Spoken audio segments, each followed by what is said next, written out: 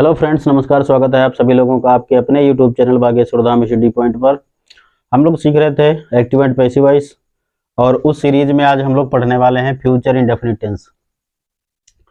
इससे पहले के सभी जो टेंस हैं जिनकी पैसिव वॉइस बनती है वो हम लोगों ने कंप्लीट कर लिए हैं।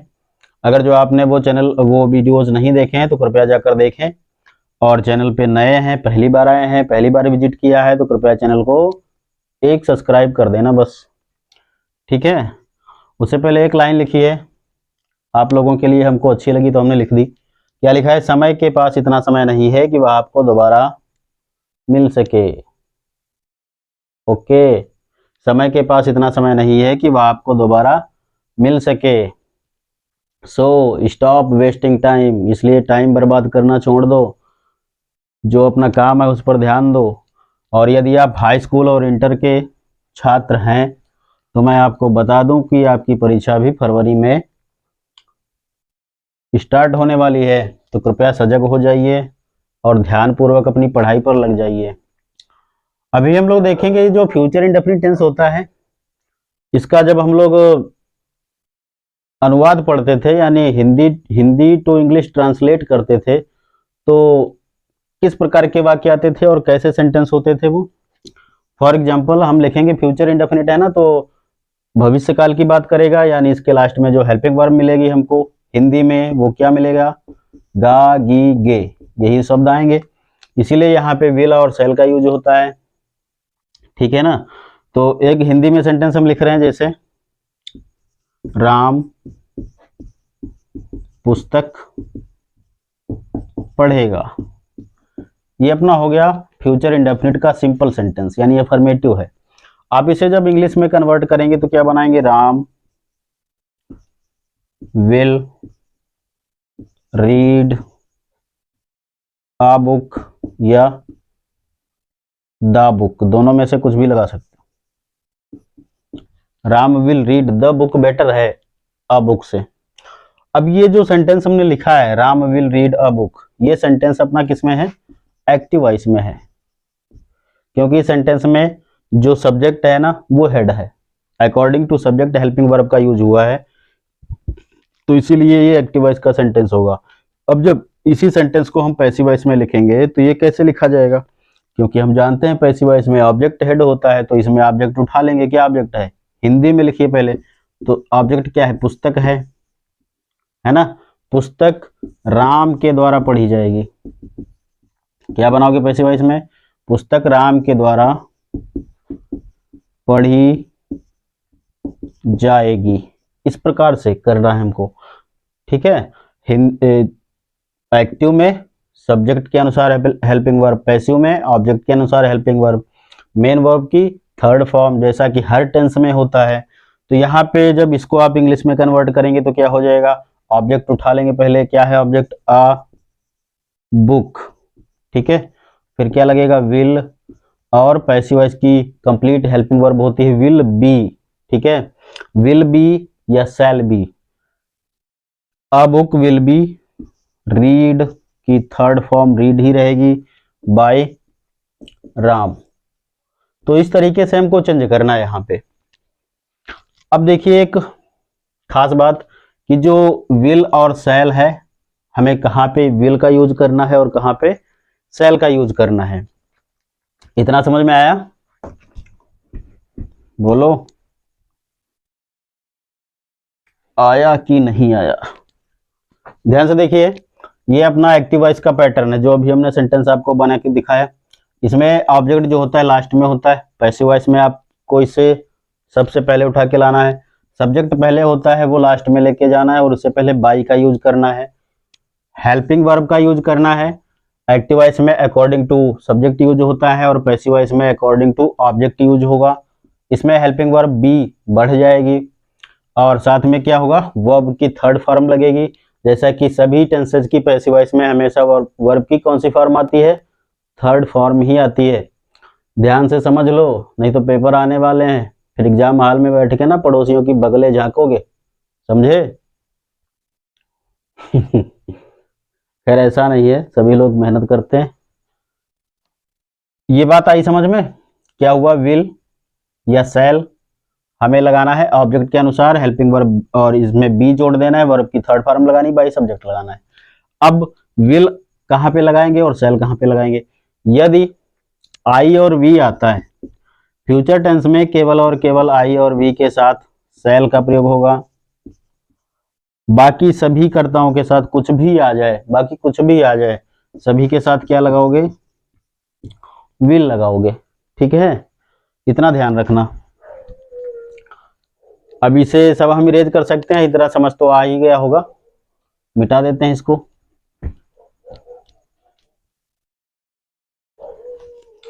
अब लेते हैं एक एग्जांपल, जैसे हमने लिखा हरी विल मेक अ नॉइज।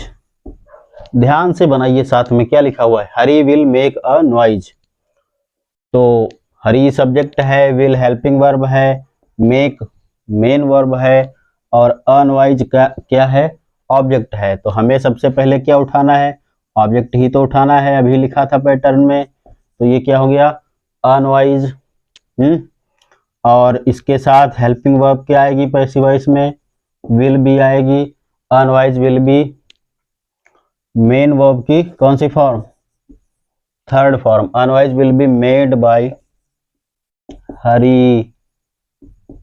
ये बन गया पैसिव वॉइस। बहुत ही आसान है, कितना आसान है देखो। दूसरा एग्जांपल, राधा विल हेल्प मी। इसको चेंज करो।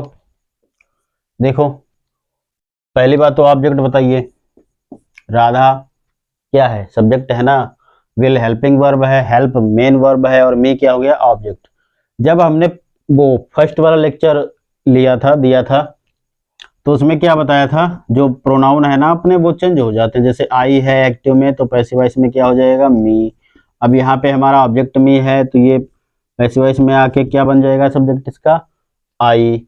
तो यहाँ पे क्या हो जाएगा? मी का क्या हो जाएगा? आई। ठीक है ना। अभी आई के साथ में जो हेल्पिंग वर्ब आनी है, वो कौन सी आनी है? शैल। क्योंकि सिर्फ और सिर्फ आई और वी के साथ क्या आता है? शैल। बाकी सभी कर्ताओं के साथ क्या आता है? विल। ध्यान रखना इन चीजों को। तो आई हो गया, शैल हो गया, अब क्या बचा? बी। हमने दो काम कर लिए, ऑब्जेक्ट लिख लिया, हेल्पिंग वर्ब लगा ली। अब हेल्पिंग वर्ब के बाद में क्या आएगा? वर्ब की थर्ड फॉर्म आएगी। तो वर्ड क्या है? हेल्प है, तो क्या हो जाएगी इसकी third form? Helped. I shall be helped by Radha. ठीक। ऊपर वाले पार्ट में यानी एक्टिव वॉइस वाले पार्ट में क्या बना? Radha will help me, Radha मेरी सहायता करेगी। इधर क्या बनेगा? I shall be helped by Radha, यानी मेरी सहायता राधा के द्वारा की जाएगी। नंबर थर्ड देखो, they will play football, they will play football tomorrow. They will play football tomorrow. तो ऑब्जेक्ट क्या है भाई साहब इसमें? फुटबॉल है ना। तो फुटबॉल कहाँ पे लिखेंगे? पहले लिखेंगे फुटबॉल। फुटबॉल फुटबॉल नहीं होता है, फुटबॉल क्या लगेगा इसके साथ में? Will B. Football will be. देखो ऑब्जेक्ट हो गया, हेल्पिंग वर्ब हो गई। अब मेन वर्ब की कौन सी फॉर्म? थर्ड फॉर्म लगाइए, क्या हो जाएगा? Played. Football will be played by किसके द्वारा? बाय दे है ना सब्जेक्ट, तो क्या हो जाएगा? Them, bye them. और जो बाद में बचा कॉम्प्लीमेंट अपना क्या बचा? टुमारो। टुमारो वो लास्ट में लिख लीजिए। Okay, 1 2 3 4। Raja will not make this table. इसको बताओ क्या लिखा हुआ है? Raja will not make this table, Raja यह टेबल नहीं बनाएगा। तो ऑब्जेक्ट क्या है इसमें? दिस टेबल, यह मेज, है ना, राजा यह मेज नहीं बनाएगा। पैसिव वॉइस में क्या बनाओगे, यह मेज राजा के द्वारा नहीं बनाई जाएगी। तो सबसे पहले हमें उठाना है ऑब्जेक्ट, उठा लीजिए, लिख लीजिए पहले, ठीक है। इन भाई साहब को ये जो इधर लिखे हैं इनको बाहर लेके आओ। दिस टेबल, अब इसके साथ में क्या लगाना है, हेल्पिंग वर्ब विल लगाना है, विल नॉट बी। अगर जो सेंटेंस निगेटिव है तो विल और बी के बीच में नॉट रखना है। This table will not be, make की थर्ड फॉर्म क्या आ जाएगी, made. This table will not be made bye Raja. Complete हो गया पैसिव वॉइस में, ठीक है। इनको इरेज कर दें, पेन डाउन तो कर लिया होगा आपने, चलो ठीक है, इनको इरेज करते हैं हम। कितने बन गए एग्जाम्पल्स, 4 एग्जाम्पल्स हम लोगों ने बना लिए।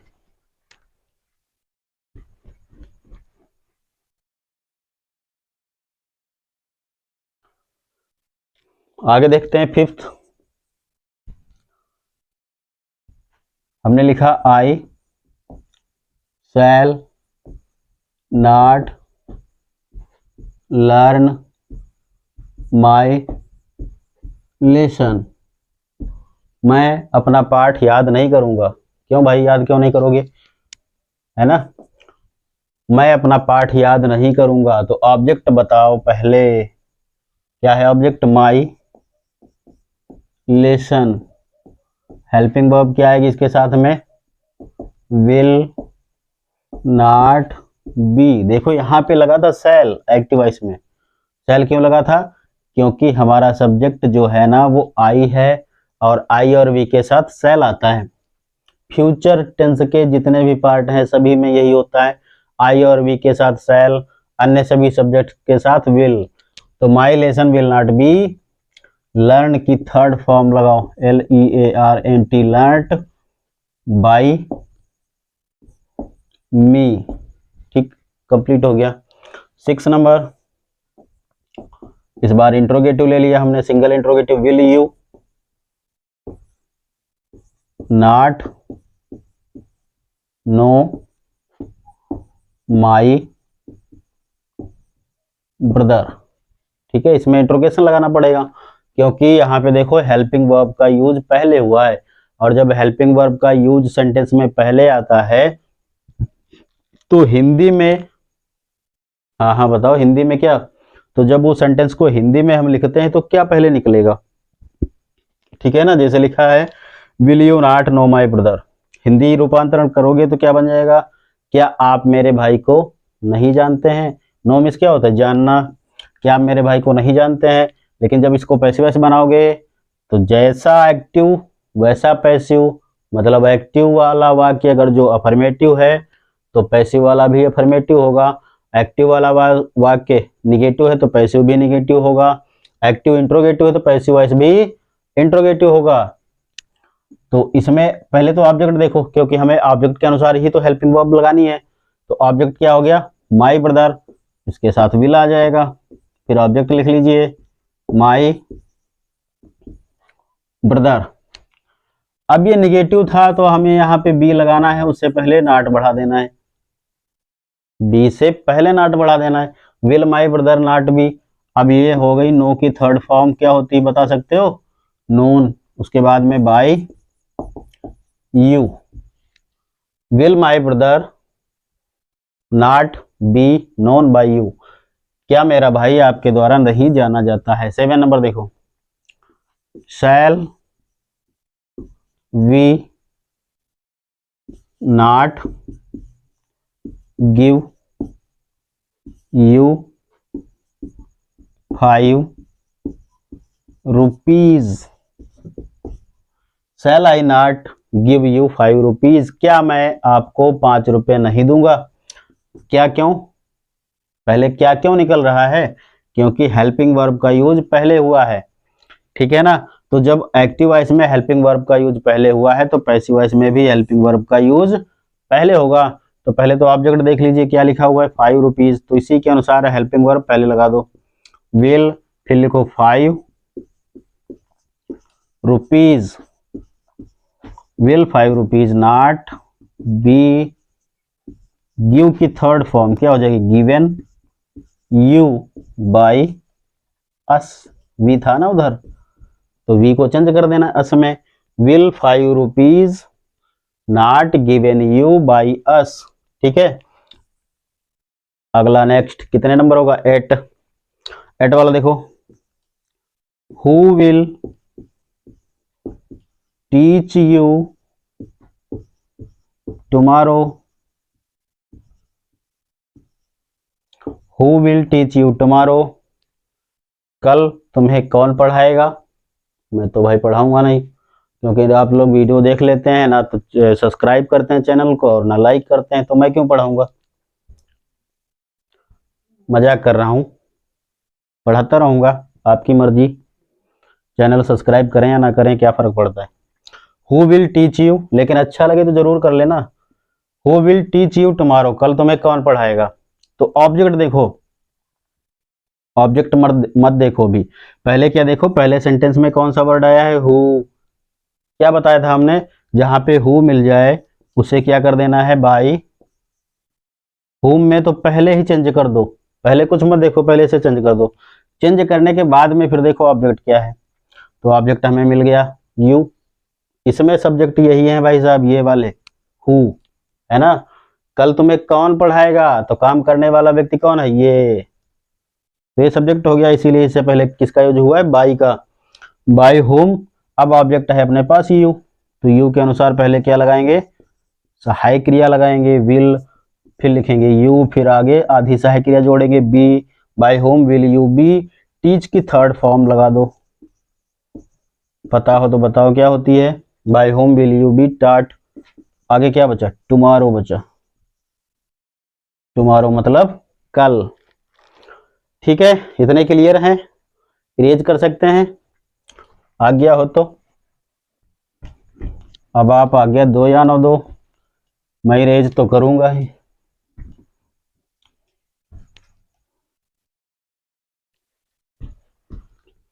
तो 8 सेंटेंसेज हम लोगों ने सीखे। 9 देखिए लिखा है, what will you eat, what will you eat tomorrow, आप कल क्या खाएंगे। व्हाट वाले सेंटेंस भी ध्यान से देखना, इसमें भी एक मैजिक होता है। क्या मैजिक होता है बता सकते हो। इसमें ये मैजिक होता है, जो भी व्हाट वाले सेंटेंस होते हैं उसमें ये, जैसे हु था ना, हु अपना डबल काम कर रहा था, क्या, एक तो ये सब्जेक्ट होता है और दूसरा साथ में क्या होता है, क्वेश्चन वर्ड होता है। ठीक है, ऐसे भी व्हाट है, व्हाट जो है ना, ये क्या होता है, एक तो सब्जेक्ट, वो सॉरी, एक तो क्वेश्चन वर्ड होता है, क्वेश्चन वर्ड के अलावा क्या बन जाता है, ये ऑब्जेक्ट सेंटेंस का। ध्यान से पढ़ के देखो, what will you eat tomorrow, कल तुम क्या खाओगे, तो सब्जेक्ट तो अपना तुम है, क्योंकि खाने वाला व्यक्ति तो ये है, तुम, तो ये सब्जेक्ट हो गया। बचा क्या ऑब्जेक्ट, क्या, कल तुम क्या खाओगे। अब जैसे यहाँ पे लिखा होता है कल तुम खाना खाओगे, तो खाना ऑब्जेक्ट होता ना, अब यहाँ पे खाना तो है नहीं, पूछा जा रहा है कल तुम क्या खाओगे, तो यही वर्ड जो अपना है व्हाट, ये क्या हो जाएगा, सब्जेक्ट ऑब्जेक्ट हो जाएगा, तो इसे ही हम पहले लिखेंगे। एक तो क्वेश्चन वर्ड है, तो क्वेश्चन वर्ड के नाते भी पहले लिखा जाएगा और ऑब्जेक्ट के हिसाब से भी पहले लिखा जाएगा। तो ये हमने लिख लिया व्हाट। अब देखो सहायक क्रिया क्या आ जाएगी, विल, और इसी के पास में क्या बन जाएगा, बी। ये दोनों पास में आ गए, किस लिए, क्योंकि अपना ऑब्जेक्ट जो है ना वो पहले लिखा है, व्हाट विल यू बी। अब यहाँ पे लिखो ईट की थर्ड फॉर्म, बताओ क्या होती है, eaten, what will be eaten, है ना। अब बचा क्या, सब्जेक्ट बाई यू, और अपना बचा टुमारो। ये टुमारो बहुत परेशान करता है। कितने हो गए, 9, एक और 10 नंबर।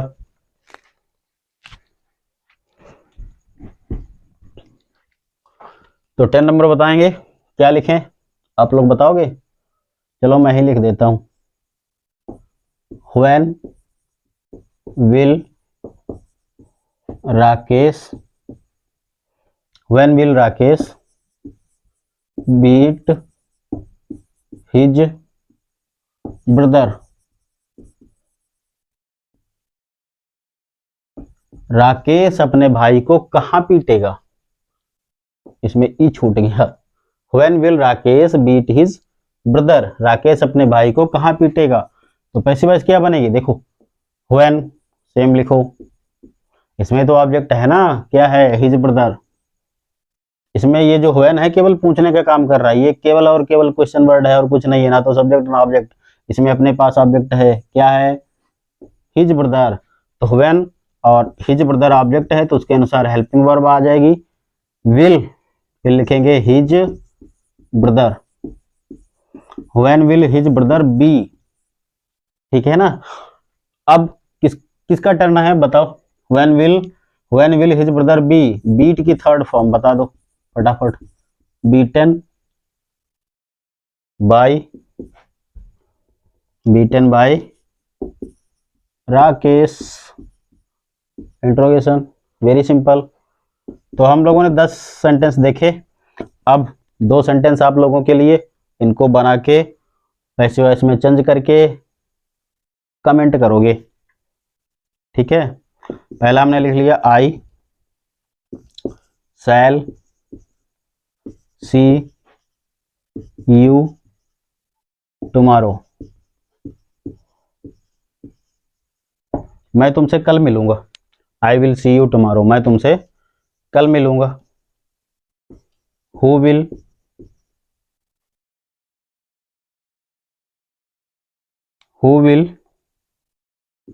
रीड दिस बुक, ये इंट्रोगेटिव है और ये अफर्मेटिव है, दोनों सेंटेंस बनाओगे, पैसिव वॉइस में कन्वर्ट करोगे और कमेंट करोगे, ठीक है। तो वीडियो देखने के लिए बहुत बहुत धन्यवाद, और एक बार फिर से कह रहा हूँ, चैनल पे नए हैं तो कृपया सब्सक्राइब कर लें, लाइक करें, कमेंट करें, आपका अपना चैनल है, कृपया सपोर्ट करें, धन्यवाद।